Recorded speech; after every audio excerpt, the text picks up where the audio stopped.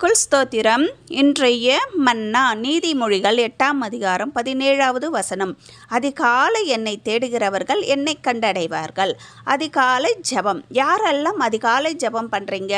ஏன் நாம் அதிகாலை ஜெபிக்க வேண்டும்? நாம் அதிகாலை எழுந்து தேவனுடைய சன்னிதானத்தில் நின்று நேற்றைய தினம் முழுவதும் என்னையும் என் குடும்பத்தாரையும் காத்து இந்நாளை காண செய்ததற்காக நன்றி ஏறெடுக்கணும். நமக்கு கொடுத்த உணவு, உடை, இடம், உயிருக்காகவும் பொருளுக்காகவும் உறவினர்களுக்காகவும் நன்றி ஏறெடுக்கணும்.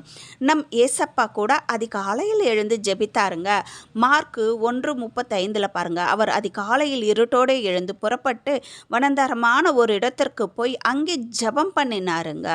அதிகாலை இருட்டோடு என்றால் 3 to 5 மணிக்குள்ளங்க அதிகாலை என்று சொல்வார்கள். ஏன் 5 மணிக்கு மேலே ஜெபிக்க கூடாதா என்கிறீர்களா?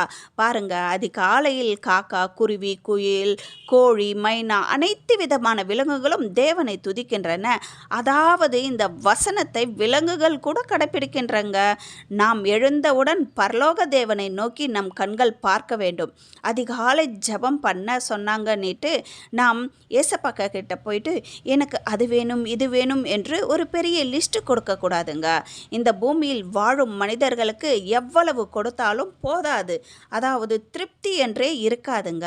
அதனால்தான் நாம் வாழும் முதல் இடத்தை எழுந்த உடனே முதல்ல எதை தேடணும் தெரியுமாங்க உங்களுக்கு? மத்தை 6:33 முதலாவது தேவனுடைய ராஜ்யத்தையும் அவருடைய நீதியையும் தேடுங்கள், அப்பொழுது இவைகள் எல்லாம் உங்களுக்கு கொடுக்கப்படும். நீங்கள் புலம்பி கேட்குறீங்கல்ல, அதெல்லாம் கூட கொடுப்பார் ஏசப்பா. ஃபஸ்ட்டு அவருடைய ராஜ்யத்தை தேடணும். நம்ம இந்த உலகம் நமக்கு நிரந்தரம் இல்லை. நிரந்தரமான பரலோக ராஜ்யத்தில் நாம் தேட வேண்டும்.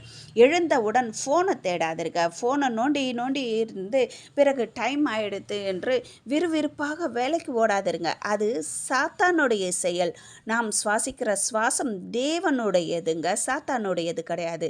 சங்கீதம் 150:6 கூட பாருங்க, சுவாசம் உள்ள யாவும் கர்த்தரை துதிப்பதாக, ஹல்லேலூயா.